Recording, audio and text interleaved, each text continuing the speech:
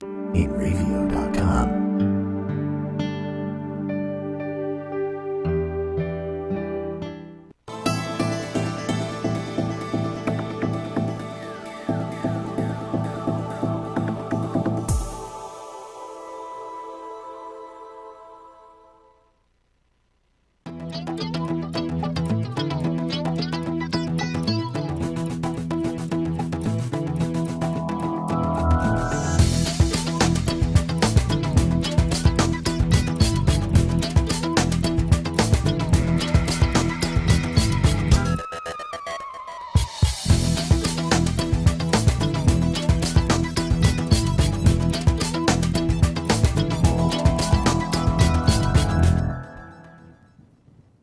Hello again, everyone. This is Joe Larson, and you're watching the 5 On Racing Show.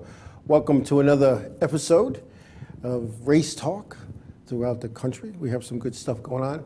Our scheduled guest, Richie Davidovich, a Long Island Legends driver, was supposed to be our guest tonight, but Richie is a UPS driver, and he's still out delivering. So we'll reschedule Richie at another time. But he did all he could to try to make it down here tonight, and it just didn't happen.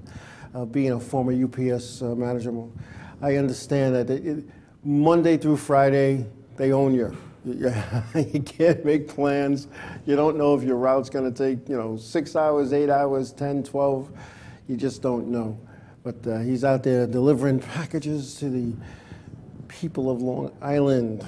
So we'll have him on another time. But anyway, Daytona Company Infinity was at Daytona, Xfinity I should say, was at Daytona this weekend and battling the rain. And we're going to talk about what went on at Daytona International Speedway this past weekend, especially yesterday with the rain delays and the 8 o'clock scheduled start going off at a little after 11 and not ending to after 2 in the morning. So we're going to talk about that and kind of, I don't know, try to get some understanding as to why you would not just run the race tomorrow.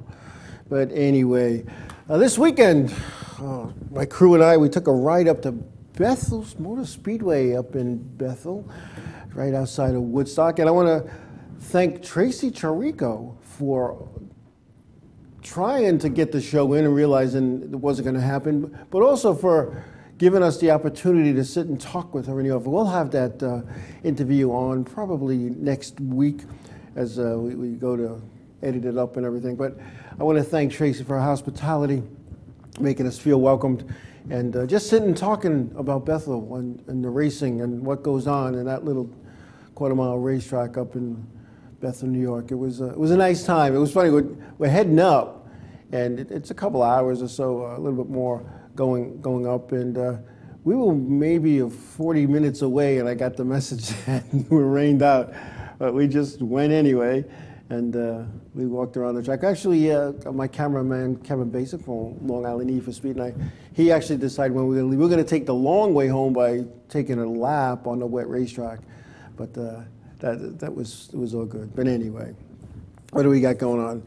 NASCAR officials and the members of the Drivers' Council met at Daytona International Speedway this past Saturday. This was the second meeting between the two groups, and according to Dale Earnhardt Jr., the meeting was good and real productive.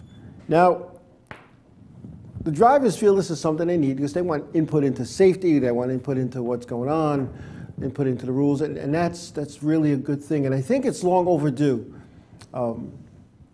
One of the things that I've seen over the years as a race official is that the officials don't go to the trenches and talk to the people who are building them and who are driving them, who are wrecking them, and who put them back together. So part of this group meeting is to discuss things like that. And of course, money payouts and how things of that nature go. And that's really not in control of NASCAR. That's in control of the event coordinators or the track operators, as they're called, as they put together a package for a payout. NASCAR has nothing to do with that. A lot of people think, oh, NASCAR should pay more money. They don't decide what's paid. They divvy it up because the track operators can give, and at least on the touring levels, the track operators give NASCAR the money. They submit the finish. checks are mailed out to the competitors. Some weekly tracks do mail out checks to their competitors. Some, very few that I know, pay cash to the drivers that night. But it's just one of those things. But please understand, I know NASCAR gets bashed enough, and don't bash them for the purses because they have nothing to do with that. But anyway, the members of the Drivers' Council had a meeting. Now, back in 1969, NASCAR drivers formed the Professional Drivers Association, and which weeks later, the PDA, as it was known, was crushed. As Big Bill France, NASCAR's founder, was not going to put up with that nonsense, allowing this to happen. Richard Petty, the president at the time of the PDA, was one of the biggest names in racing at the time and a key union organizer back in the day when Curtis Turner was trying to do this as well.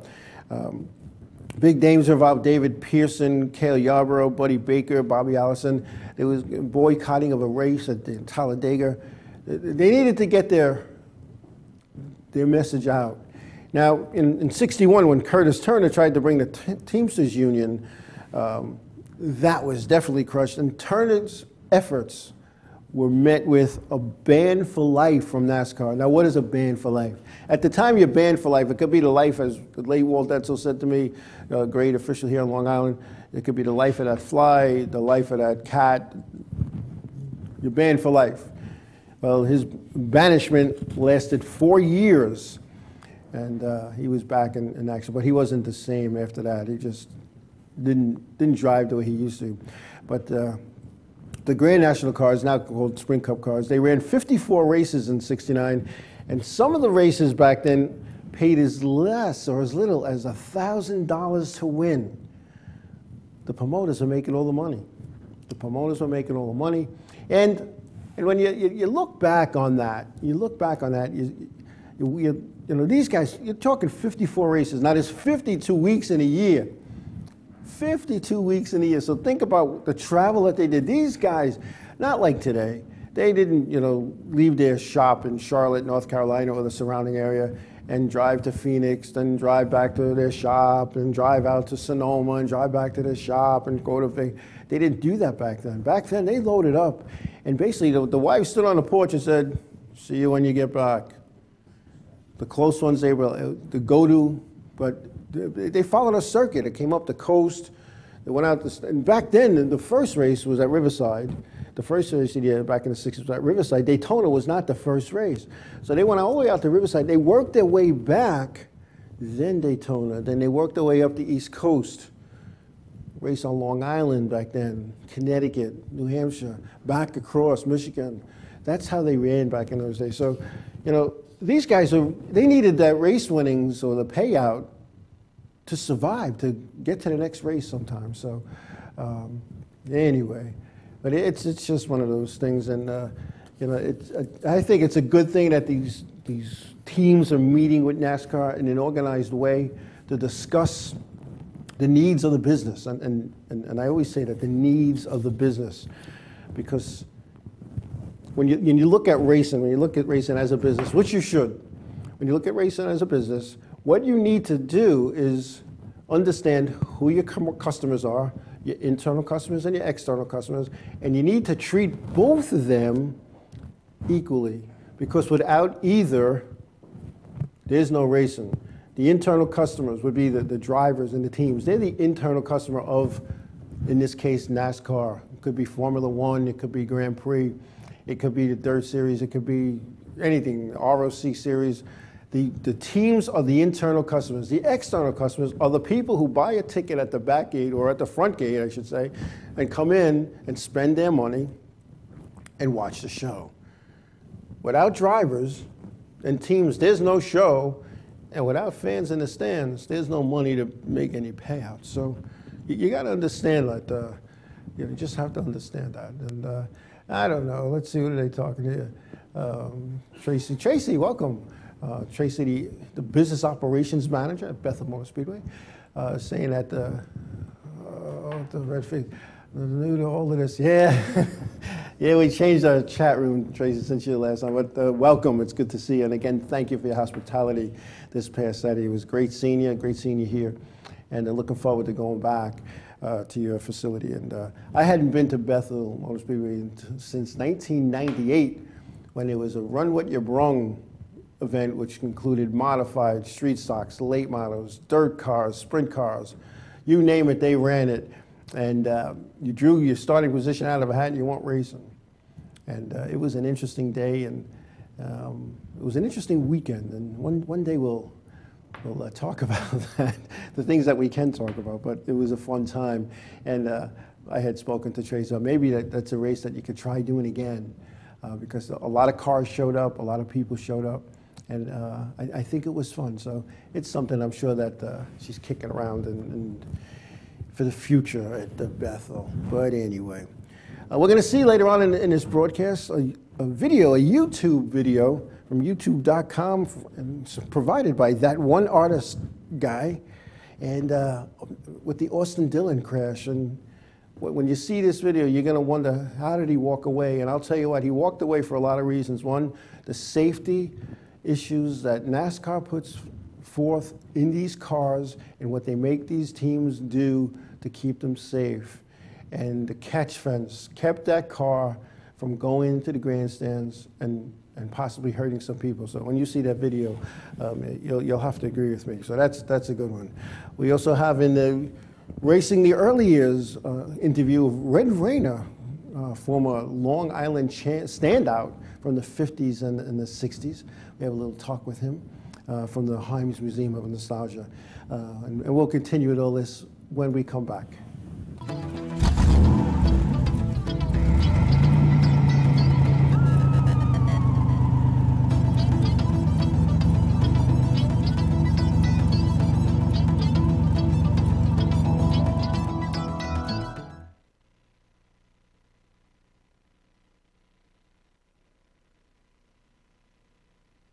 Hey, this is Chris Dick, and if InRavio.com spots you at an event wearing this bracelet, they will give you $100.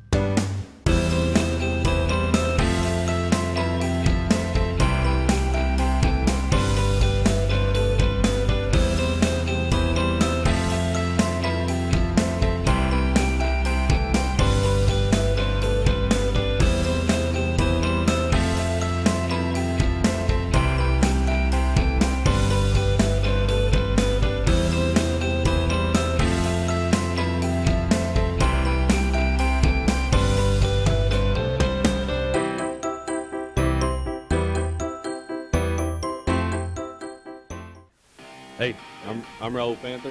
And I'm Commander B. Hawkins. And I'm Mark Well. We're some of the proto men. If we see you without this bracelet, you're punching the But if you have this bracelet from InRavio.com, you can win $100. Put one of these on, or else. For over 60 years, Hansen Carpet has put the customer first, providing only the finest quality products and service. And Hansen Carpet is so much more than just carpet. We also carry a wide selection of window blinds and shades, and our licensed and insured technicians can service any of your flooring or window covering needs. Browse our huge selection of laminate, carpet, linoleum, vinyl, and tile. Stop by our showroom today or visit HansenCarpet.com. No matter what your project, Hansen Carpet has got you covered. The world of advertising has changed. Radio, TV, and newspaper revenues have declined drastically. Why? Because businesses have realized that advertising return on investment isn't what it used to be. So what can we do about it? Well, that's easy. Advertise online. Own a local restaurant, real estate agency, or even a national retail chain? Whatever your business, InRavio can get your message out there. And we can do it at a fraction of the cost. Call today and see the difference for yourself. This isn't TV. This isn't radio. This is InRavio.com.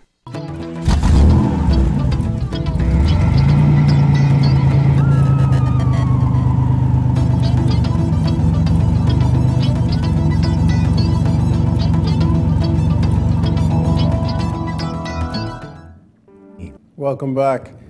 Hey, we're going to come back with the interview of Red Rayner at the Himes Museum of Nostalgia back last August.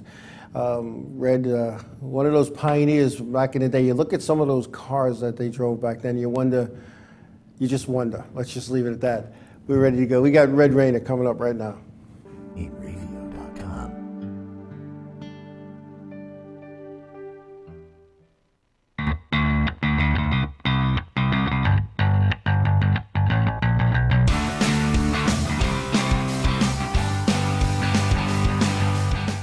Walking around the Himes Museum of Nostalgia, sitting out there holding court with his old buddies, former race car driver Red Rayner. Red, welcome.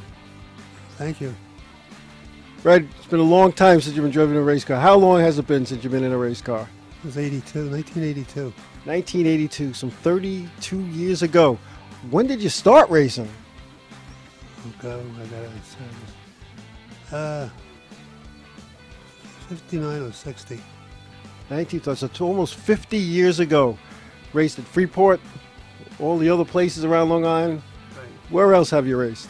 I'm in Trenton, Langhorne, Islip, Freeport. So that's a lot of places we go back. And now, racing back then, how many nights a week were you racing back in those days? What, working on the car? Yeah. 5, 6 nights. 5, 6 nights work. It's like a full-time job racing was back in those days. It certainly is. Now, do you miss it? Oh yeah, that's why I come here and go. I'm here every year.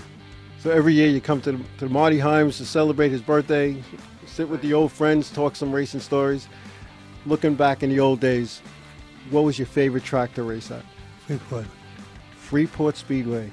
Now going back to those Freeport days, what made you, or what started you in racing? You woke up one day and said, I want to be a race car driver. I lived in Belmore then. Belmore's not far from Freeport. And I used to go down there and watch this guy called Bruno Bracchi. Changed a couple of tires for him one night. And that was it. If you changed a couple of tires, you helped the guy out, and you were hooked. And he helped me. He helped me a lot. He taught me a lot of tricks as far as driving the race car.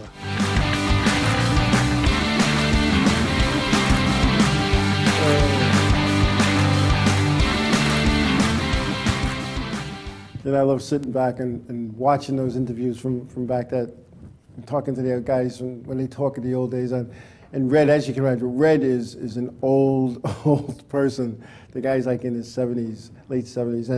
And to see the excitement in his face when we were talking racing, because he was just sitting there, with the gang out in the yard and having some refreshments and some food and talking racing. And I said, would you like to come talk racing? We're doing this TV show. And it was like a kid in a candy store. Yeah. And we went and we talked some racing. And it was in 1959, he said. I was only like a year old when he started racing. And I'm 57 now, so that was a long time ago. So just watching, when you watch the reaction from these guys and they talk about the old days, the mind starts to go when you get to a certain age. When you start talking racing, these guys could probably tell you every race, every track like he did, every lap, who wrecked him, who he paid back. It's incredible. It's incredible. I just love talking to the old guys about racing. I just do. And the Himes Museum, they have their annual reunion, and it's around Marty's birthday. I believe it's the last Sunday in August. If you're not doing anything that day, you might want to stop by. And if you are doing something that day, do that another day and go visit the museum, because it's a place that you can't see it all in one day. And looking at all this stuff from back in the day, it's just incredible. And I have a lot of stuff there, and hopefully it's still around 20 years from now, and the next generation looks, I remember that guy. That's the chief steward. He threw my father out, and he didn't let my father race. And there'll be stories, and that's what it's all about, having a good time telling and sharing the stories. Sharing the stories. So Red Rayner, it was great to have him on, so it was all good. Anyway, Formula One ran this weekend, a British Grand Prix. We had Lewis Hamilton win there with Nico Rosberg second, Sebastian Vettel third, Felipe Massa fourth, and Valtteri Bottas rounding out the top five. Formula One, I still think that's incredible. Traveling all over the world. And racing, and the logistics of that, just clearing customs. Just when we took the modified tour to Canada, what you had to go through to get across the border, and then do it all again on the way back. It's just just incredible. I can't believe it. I can't believe it. Anyway, the Whelen Modified Tour was off this past weekend as they prepare to go to New Hampshire for the All-Star Shootout Friday, July 17th, and then the regular tour race the following Saturday at the New Hampshire Motor Speedway. That's their super speedway. On 1 mile racetrack, they get to draft. And if you don't think open wheel cars with big wide tires and hanging out in the shocks and everything else like that, if you don't think they draft, I'll tell you what, I watched the video. Somebody had an in-car camera, a GoPro, and I'm not going to say who it is because you're not allowed to do that. But anyway, and I watched, and you could hear the wind, and driving by themselves, you could hear the wind ruffling through the car. And all of a sudden they get behind somebody, you don't hear a thing except the motor. It was incredible. And I didn't think those cars really drafted, but they do. So if you have nothing to do that weekend, you might want to head up to New Hampshire Motor Speedway and watch the modified run. There's some other series running there too, like the Sprint Cup Series and the K&M Pro Series and whatnot. But the modifieds are the best show at the house. And take notice, if you happen to be there that weekend, take notice of where the Sprint Cup teams are during the modified race. They're on top of their haulers watching. So that if they're going to take the time to watch, I'm thinking you can too. Anyway, the Southern Modified Tour was at Caraway this past weekend. George Brunhutzel III was the winner with Jason Myers second. Eric Goodale from Long Island finished in third. Kyle Ebersol fourth. Joe Ryan Osborne was fifth. Gary Putnam sixth. Andy Seiss from the pole finished seventh. Bobby Messmer Jr. finished eighth. Frank Fleming ninth. And rounding out the top 10, Long Island's Jay Arbituccio. So that was a good thing. And they're off almost a month. They don't race again the Southern Tour until, I believe it's August 4th when they hit the Bowman Gray. Some people compare Bowman Gray and that little bull ring on Long Island because the same nonsense goes on, but the tour's headed there and it'll be a real good one. The North-South Shootout, which has been in Caraway for the last few years, will be moving back to Concord Speedway in New Hampshire, November 6th and 7th. Should be an interesting show. They're trying to get the SKs to get back, the SK-type cars, I guess you have to say, into that event to make it a little bit bigger of a show. But I plan on going to that. I have been to the North-South Shootout only a couple of times, and both those times I worked it as an official. It'll be nice to be able to sit in the stands and watch this event, and I've never been to Concord Speedway, North Carolina, so it'll be one more racetrack that I add to my list of racetracks that I have been to. So that should be real good. Should be real good. Anyway, Daytona. What went on this weekend? Rain. Rain. And more rain. Oh, well. You can't control the weather. As we experienced, as we headed up to Bethel Motor Speedway, and as we experienced when we headed down to Wall Township Speedway in New Jersey a couple of weeks ago. You can't control the weather. As a promoter, as a decision maker, whether we're going to run the show or not, there's a lot of factors which Tracy pointed out to us. It's just not a matter of, is the track dry, are people going to come, can you put your haulers in your pit area? If a car gets sideways and ends up in the infield, is it going to end up in 8 feet of water?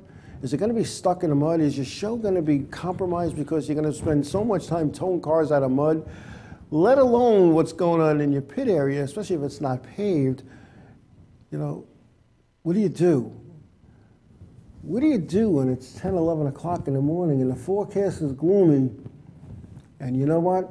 People are sitting home saying, what do you think? You want to go head out there? Oh, I don't think so. Look at the weather. I don't want to spend all my money. Yeah, let's go to the movies. Let's do something else. And you run your show and there's nobody in the seats. That's a nightmare. So when a promoter or an operations manager or a decision maker on whether or not to run a show or not because of the inclement weather, there's a lot of thought that goes into that. There's sponsors that are sponsoring the night.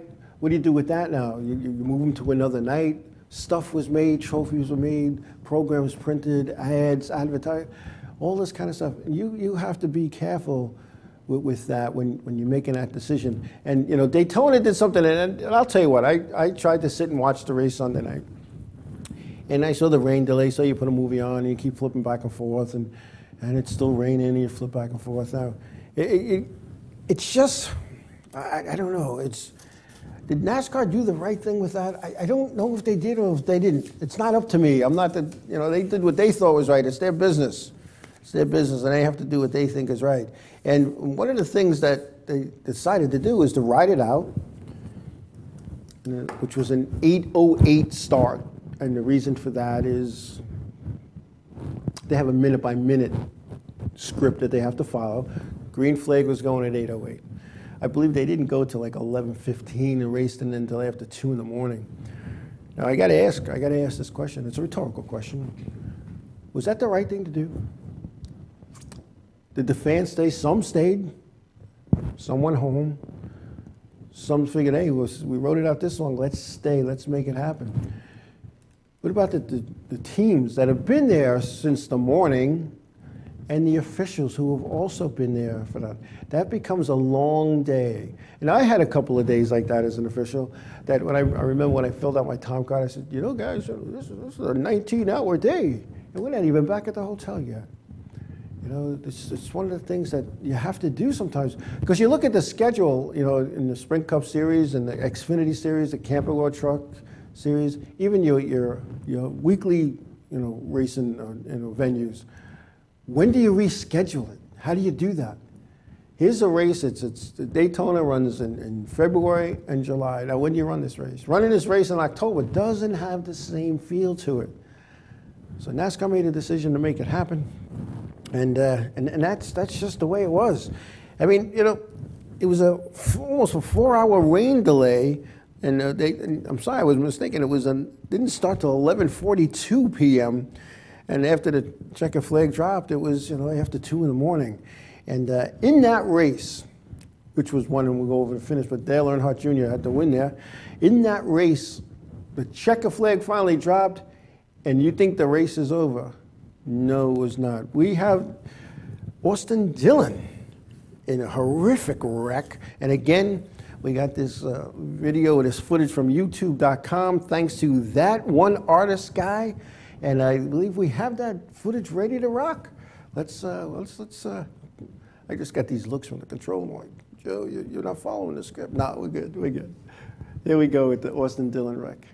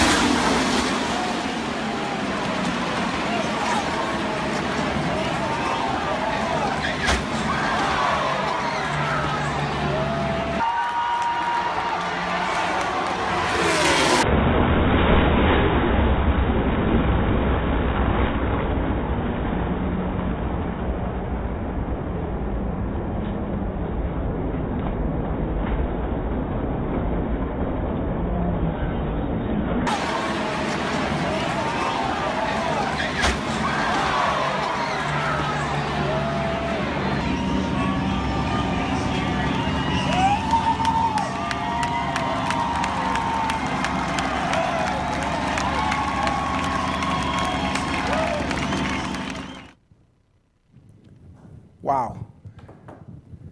He walked away. He got out of that car, he put his hands up, he waved to the crowd, he walked away. Of course, he took that ride to the infield care center, which is mandatory anytime you're involved in any kind of a wreck on the racetrack. And I'll tell you what, from that angle, that catch fence did what it was supposed to do. Instead of going through the fence and landing in a crowded grandstand, that catch fence did what it was supposed to do. It kind of dissipated some of the energy, put them back on the racetrack. Yeah, there was still a lot of beating and banging and wrecking after that. I got to ask this question. These spotters that are up on the roof, that wreck had been like 8 seconds, 10 seconds old. That car that hit at the end was turned full. Where was that spotter? That spotter was looking at what was going on. The race is over. I'm thinking, I mean, I've never spotted at a racetrack like that, and I know I spotted at Martinsville for a modified team, and I spotted at Bristol, I spotted at Riverhead, and there's a lot of pressure. But man, those cars kept hitting. That kept hitting it. If that wreck would have been earlier in the race, that race would have never been finished because they would have had to repair the catch fence. And not that we're lucky that it happened on the last lap and the checker flag, but we kind of are. And again, thanks to the safety equipment that kept Austin Dillon from being injured, but also from keeping the fans from being injured as well. And for those of you who've never strapped into a race car, and I'm talking recently with these new seats, you don't move. You just don't move. And I can remember, I don't want to say my first seat, because my first seat was just like a regular seat, but when I had my first racing seat, it wrapped around your ribs, and this was all open. You know, there was nothing here, nothing here. And I remember when I was at the R&D Center, we were talking about seats a few years ago. One of the things that we talked about was, think about it. If you're going to knock a door down, you don't lift up your arm and knock it with your ribs. You knock it down with your shoulders. So what they did was they made it so that you get back in that race car and you sit back, and your shoulders aren't moving. And the seat's designed for you, measured for you. So now you're here, you're down on your legs, and your body's not moving. You got a 5-point or a 6-point harness, keeping everything together. You got your Hans device attached to your helmet, which keeps your head from stretching. And if you don't think your head stretches, let me tell you something. When I was strapped into my race car, the one that I wrecked in '96, I could not adjust the mirror. Once strapped in, I was sitting there back, and I couldn't adjust the mirror. So I had to loosen up and move it, and I had to go back. And my head hit that mirror. My head hit that mirror, and I know that because there was glass on my helmet, and there was red from my helmet on, and I don't mean there was paint from the helmet on the frame of the mirror. So your head, your neck and everything, stretches out. Your body stretches out, and because your shoulders are held down, what's going to move is anything not strapped down. So that means your head. So that's what kept Austin Dillon from being injured. The padding that's under the steering column and around the seat kept his legs from going all over the place. The only thing that's loose at that point is his hands. And if you notice, when they have an in-car camera and there's a wreck or a spin, Juan Pablo Montoya was doing this, Danica Patrick, most of the Indy people, they put their hands inside the belts and they just took the ride. Because the steering wheel's spinning, you get your wrist caught up, your hands, and you get hurt bad. So. Again, my hat's off to the NASCAR people who designed some of the safety stuff, and it's just a good thing that Austin was able to walk away, and just, other than he might be a little bit sore today, that's a wreck that would have happened 10, 20, even 20 years ago, would not have been pretty. Would not have been pretty. And again, the catch fence, it did what it was supposed to do. It absorbed the energy. It did break. The pole went down, but it was still, the chain link part of it was still intact and did not go into the grandstands. Like a couple of years ago, the engine went over the catch fence in the Xfinity race. I was up in the tower, and I remember it was like right there. I was like, wow, But anyway, talking about Daytona. Dale Earnhardt Jr. won from the pole, his second win in 2015. Jimmy Johnson was second. Denny Hamlin third. Kevin Harvick was fourth. Kurt Busch was fifth. Jeff Gordon was sixth. Austin Dillon ended up finishing seventh, even though he was in that wreck. He had already crossed the line. Ryan Newman eighth. Trevor Bayne ninth. And Kurt Boyer 10th, rounding out the top 10. Some Cup news. The Wood Brothers welcome Snap-on Tools for 2 races with driver Ryan Blaney for events at Kentucky and Darlington. So that's good for them, the Wood Brothers. And Snap-on Tools coming around for 2 races. Who knows what that could lead to? I saw somebody was talking in the social media today about sponsorships and how they spoke to a potential sponsor about sponsoring a race car that they were involved with, and the sponsor said, yeah, I was out at the racetrack. I like this other class better. Now, they just walked away. That's when you got to spin it. You got to spin it, man. Is it about what you like, or is it about your return on your sponsorship dollar and to return on your investment? That's when the door is open for you to sell that project, to sell that deal. Yeah, you're gonna get some guys that have a couple of shekels and they're interested. Hey, wow, I like these. I like late models. I'm gonna sponsor this late model guy. as a businessman, I'm not going to go sponsor a car because I like that guy. I'm going to sponsor the team that's going to give me the best return. So that was an opportunity for that person to sell that, and they walked away. So, you know, it's another lesson from Joe when it comes to race car sponsorships. You got your foot in the door, you're in. And when a person says they like that, you don't put them down. You don't say, oh, why do you like them for? What you do is you say, yeah, that's a good class, that's a good division, they're good cars, whatever the case may be. But what you do is then you say, but what we're going to do for you is we're going to do this for you. You don't put down the other class, the other team. You tell them what you're going to do for them. I call it the WIFM. What's in it for me? All right, you know, because you got to answer the WIFM for that customer, that potential sponsor. What's in it for me? What are you going to do for me? I like those cars better. So what's your team going to do for me? You know, I don't like your type of cars, or I like those better. You know, you got to look at that. You got to look at that and understand from a sponsor's point of view, what are they looking for? Which you need to do your homework. You need to do your homework. What's the need? What's the need? And I always say you have to talk to the man. Man's an acronym. The money, the answer, the need, the man. Okay? All right, he's got the money, he's going to advertise. You got to have the answers they're looking for, and you got to find out what their need is and fulfill that need as a race team, as a driver, as a PR person for your team, whatever your duties are in that race team. If you're trying to secure a sponsor, you want to go out and show that sponsor what you're going to do for them. They don't care if you finish mid-pack. They don't care. They don't care if you win every week. They don't care if you finish last every week. What they care about is you put more money in their till at the end of their business day. You put more money in their bank account at the end of the month. That's what they care about.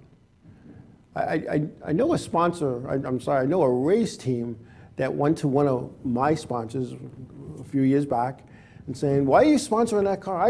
I'm a champion. You should be sponsoring me. And they listened to the guy, of course, because they're professional. And then, of course, the guy left, and I don't think he was in his truck yet, leaving that parking lot when they called me to tell me. And I was like, okay, so what's your thought on that? And they said, well, not once did the guy say what he was going to do for us, other than he was the champion. He was a former champion and one of the winningest guys and all this other good stuff about him. Not once did he say, you know, what my team could do for you is this.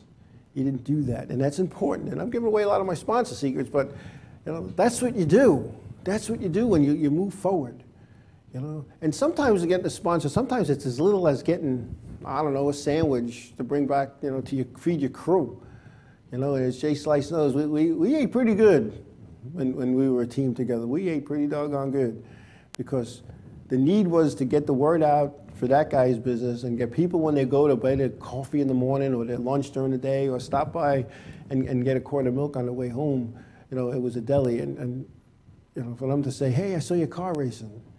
You know, I figured I'd try you guys out. And that's what it's all about. That's what it's all about, doing those things for your sponsors. And sometimes you have to get in the trenches and make it happen yourself. But that's where it's all out with sponsorship. And again, when I look at the stuff on the social media and the social network, and I see some of the things, things like that when it comes to interaction between a potential sponsor and a team representative, I'll call them. And you know, you need to hire professionals if you're looking for a real serious sponsor. You know, guys in the weekly series, they give away quarter panels for like one tire. Figure it out. If you have, we'll say 10 races, and your tires are, for round numbers, $100. That sponsor is worth $10 to you. It's worth $10. What did your decal cost to put it on, or what did it cost to paint it? It cost something. So now that $10 now is maybe $7. I wouldn't go after a sponsor for $7. You follow what I'm saying? You know, aim high. You can always come back. You can always go down. But if you're just going to say, I'll give you that quarter pounder for $100, because I need a tire. That tire is going to last one race, maybe not even the whole race. But you just gave away a whole quarter pounder for a season for one tire. I don't know. I don't know. 22 figure eight. He's a businessman, own business, and you got people coming to him, and they ask for like ridiculous stuff. Set up a meeting. Hey, give the guy a call. Hey, I'd like to talk to you. When's a good time? And that person may not want to talk to you today, tomorrow, next week, whatever. But you know what? The guy says, hey, look, I'm a little busy now. Give me a call back. I'll give you a call back in 2 weeks. All right, click. 2 weeks, you call back. Hey, is now a good time? What's a good time? You set these things up, and then once you've determined that you're going to meet and you get your foot in, do your homework. Dress nice. I'm not saying you got to have a jacket and a tie, but dress nice. A nice shirt, a pair of slacks, shoes, maybe shave a little bit, unless you're trying to grow a beard, But then you explain that, Yeah, I'm trying to grow this beard, Get a haircut, like I just did last week. You got to do those things. And have your facts. This is where we race. This is when we race. This is how long we've been racing. They don't want to know about, I got 72 wins and 3 champions. They don't want, that means nothing. You say that's later. That's the cherry on the sundae at the end. Then you say, and we've been doing it for this many years, and what we can do for your business is this. Now you got his attention. Now don't overcommit. Don't say, we could grow your business 100% if you sponsor. Don't say that, because when it doesn't happen, then you look like the idiot. So what you got to do is you got to get your foot in the door, and you got to keep, and it's not the 100 no's that you get. It's the one yes. That's the one that matters. And you keep going, and you keep going, and you keep going, and you keep going. And don't have a generic proposal. Have a proposal specific to that business, to that person, to the man. The guy with the money, the answer, and the need. Because that's what you got to do. That's how you win sponsorships. And Jay Slaney said, I'll tell you what, I know a lot of people that did that. They let somebody sit in their car, a little kid sit in the car, and boom, he had a big sponsor. Or a little sponsor even. And I could tell you a story. It was a modified drive here on Long Island. And you're hanging out at the cars after the fans are walking in the pit area. And this little kid is staring at this modified. And he looks at his father, he looks at the driver, looks at his father, looks at the driver, and the driver says to the little kid, would you like to sit in my car? And the kid looks at his father again, and the father just does this. So the kid goes, yes, please. Lets him sit in, puts the steering wheel on, the kid thinks he's driving a race car. Father says, okay, son, time to get out. Out he comes. Monday, that father called this driver, and that sponsorship ended up being $50,000 to race on Long Island because of the way he treated his son. Think about that. Think about that. Think about that. Yes, and WJ is with us tonight. WJ, welcome. Welcome, welcome, welcome. It's good to see you here tonight. Always a pleasure. For those who don't know, WJ had a brain tumor removed from his brain with a 2-inch diameter about 10 days ago, I believe, if I'm not mistaken. And while being hospitalized for that, it was determined that, or found out that WJ has stage 4 lung cancer. So I spent a lot of time with him the last couple of weeks, and he's doing good. Spirits are up, and just to be here tonight on the show, that's good. WJ were archived, so you can see the beginning as soon as we log out. I think we archive our shows. So, but anyway, it's good to see you on. I was a little worried. I was going to give you a call when we got out, but anyway, go back to race talk. Before we take a break, just want to go to Chase standings as they look right now. We got Jimmy Johnson first, Kevin Harvick is second, Dale Earnhardt Jr. third to Chase points, Kurt Busch is fourth, Joey Logano fifth, Martin Truex Jr. sixth, Brad Keselowski is seventh, Matt Kenseth eighth, Denny Hamlin is ninth, Carl Edwards 10th, Jamie McMurray is 11th with Jeff Gordon 12th, Casey Kane 13th, Paul Menard 14th, Ryan Newman 15th, and Clint Boyer rounding out the top 16 as it stands right now for the chase for the Cup. We're going to take a break. When we come back, we'll talk about some good stuff that we got going on here racing when we come back.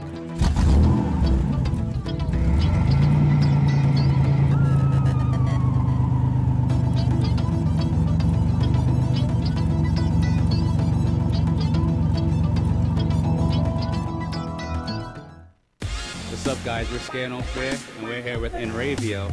If they catch you at a show with one of these bracelets, you will win $100. That's a lot of money. So get a bracelet. Do whatever it takes to get that. Hit them up online.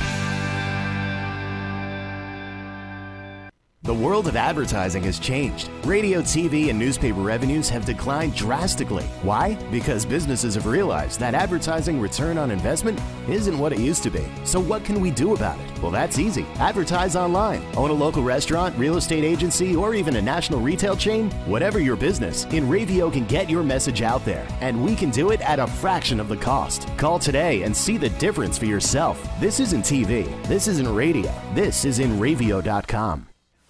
Hey, I'm Raul Panther. And I'm Commander B. Hawkins. And I'm Rich Weller. We're some of the Proto Men. If we see you without this bracelet, you're punching the But if you have this bracelet from Enravio.com, you can win $100. Put one of these on, or else. For over 60 years, Hanson Carpet has put the customer first, providing only the finest quality products and service. And Hanson Carpet is so much more than just carpet. We also carry a wide selection of window blinds and shades, and our licensed and insured technicians can service any of your flooring or window covering needs. Browse our huge selection of laminate, carpet, linoleum, vinyl, and tile. Stop by our showroom today or visit HansonCarpet.com. No matter what your project, Hanson Carpet has got you covered.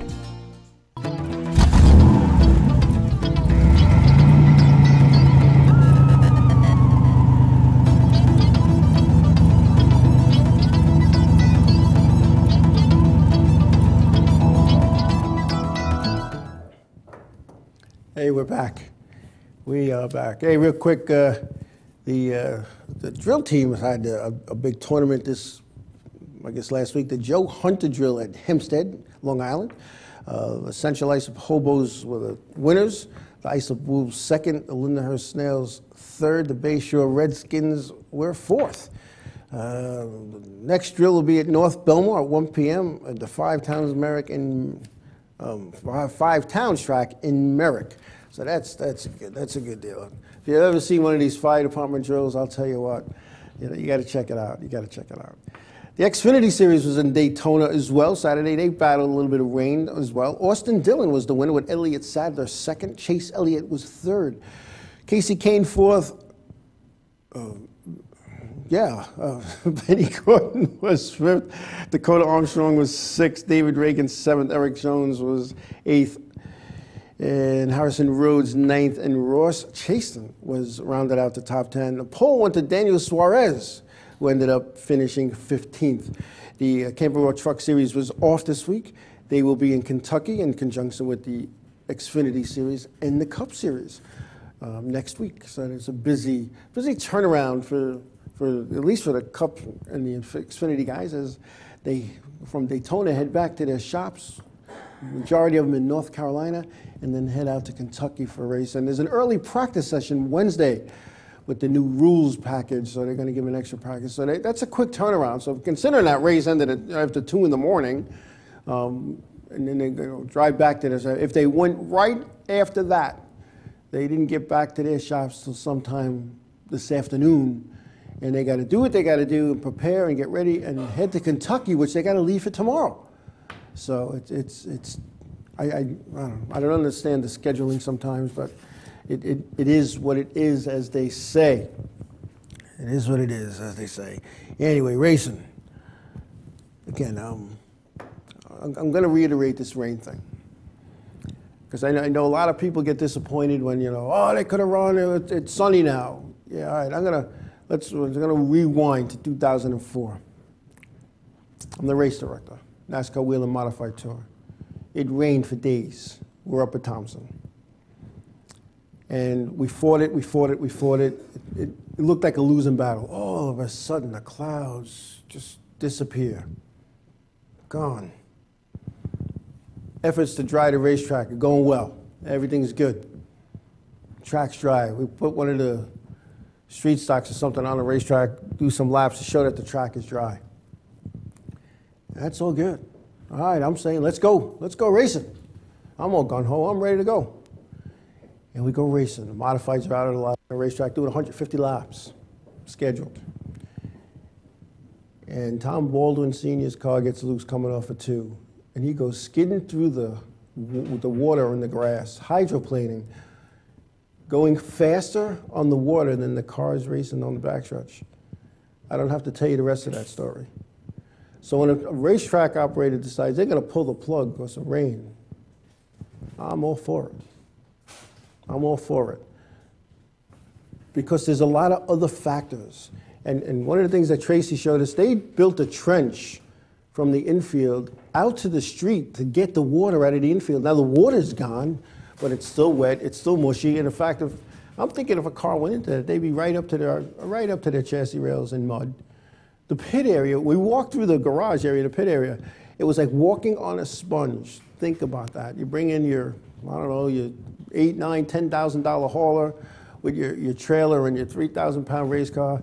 You know, you got like 7 tons sitting there, and you sink into the ground and you can't get out, and it would be a logistical nightmare. That was a good call, in my opinion. Some people say it was a bad call because it got sunny later on. You know, I know here on Long Island, there's been a couple of rainouts in a row, and you know what? They were lucky. The weather just missed them. They got their show in. From what I understand, it was a decent show. But weather, you have to roll the dice sometimes, and you got to take a look. You got to take a look and say, all right, listen, number one, there's nobody going to show up. And that's not fair to our competitors and our sponsors. That's number one. Number two, we don't want anybody getting hurt. And number three, I don't have enough tow trucks to tow everything out of the mud. You got to look at those factors. I know I said this earlier, but those are the things you have to look at as a promoter, as a track operator, as a person who makes the decision. You know, you could always race another day. Yeah, it's going to be tough maybe to schedule that show with your sponsors, and you got race cars coming from other places because it's a special event, and this is, you know, your insides are ripping apart because, you know, what do you do? Because no matter what you do, it's going to be the wrong thing in some people's eyes. But you have to make a business decision based on all the factors I just talked about and say, you know what, we need to pull the plug. And, you know, I applaud racetracks that pull the plug early, because you got cars that are traveling. Hey, yes, some travel 10 minutes, some travel a half hour, an hour, but there's teams that travel 2 hours, 2.5 hours, 3 hours. There are teams that drive past their home track and go race down in these other places, down in New Jersey and Pennsylvania and Connecticut and upstate New York. You know, give them a call, something. Hey, listen, we're rained out, turn around if you already left. You know, and like I said, I was in New Egypt, and great people in New Egypt. I had a great time there. You know, unfortunately, they got rained out. But the first 2 cars that pulled through the gate were Long Island guys who took a long ride, 2.5, 3 hours to get there. And you know what? Unfortunately, it's rained out. Unfortunately for us, you know, we went to these events too to do some of the things that we need to do for the 505 on Racing Show. You have those issues. You roll the dice. When we got in the car, and I said to my traveling partner, Kevin Basic, I said, you know, looks like rain. Nah, we're good, we're good. The guy, he's always saying, he's always looking at the glasses half full, and I say it's half empty sometimes. But you know, now and then we get the book out. Let's see who's running, you know, because we're here. You know, and then, you know, unfortunately, anybody close by was also rained out too. We could have went down to New Egypt, but getting down to there from Bethel and getting home from there at the end on the 4th of July weekend would have been a logistical nightmare. But anyway, it's good. And we plan, I believe, New Egypt this weekend. We're going to go there for the Garden State Classic down in New Egypt, New Jersey. No, that's not New Egypt. That'll be Wall. I'm sorry, Wall Township Speedway for the Classic, and maybe get some laps again in the Green Flag racing thing. I'm hoping one of my kids comes along for the ride and get her re-hooked on racing again. But anyway, well, you know, WJ, I'll tell you, you know, I drove there, and it was 2 hours, but yeah, 2 hours because this guy was driving. I don't know how long it took to get back because I slept. Once we stopped for gas and ice cream, I slept. I was out. And I think I was even out before that, and the car stopped. I was like, oh, we're back already? No, we weren't. But it was, I'll tell you what, it was well worth the trip. We got a chance to sit with Tracy and talk racing, talk about some of the things in the old days, and talk about her son Brian and his Bandolero car. And it's all good. And you know, it's funny. You know, I remember Brian was just a little guy, still in a crib, and now he's racing cars. You know, it makes me feel a little old. So unfortunately, I didn't get a chance to see him, but I would have loved to have seen Brian too. But I'm going back. I'm going to go back. You know, my normal bedtime is midnight. I fall asleep at 9. I fall asleep at 9 watching TV. You know, and then I wake up and it's midnight and it's time to go to bed. But anyway, so we gotta start wrapping up. But I remember we got the top 3 series Cup, Xfinity, and Camping World Trucks will be in Kentucky this weekend. The modified tour is off until July 17th, and the Southern Tour doesn't go to Bowman Gray until the August 4th, I believe. So this is good racing at your local tracks. So visit your local tracks, home tracks, my home tracks, NASCAR.com. Check it out. See what's running in your area. But it's all good. But anyway, 22 figure 8. Yeah. I do. I try to win. I got to get there. And it drives me nuts when you go over the Verrazano Bridge. If the gate comes down, it kind of push it down. But anyway, it's all good. So I want to thank everybody for taking this time out of their busy schedules to come on board and watch the show again. I always say this isn't my show, it's your show too. And I enjoy doing it. I enjoy talking racing. It's like sitting in my living room talking racing with my buddies. So, but I get to do it to the world, broadcasting to the world at InRavio.com. Anyway, thanks again, everybody, for your input. It's great seeing and talking to everybody. WJ, it's good that you're doing so good. Can't wait to stop by again and talk some good stuff. And remember, give somebody a hug. Tell them you love them. God bless you all. See you next week.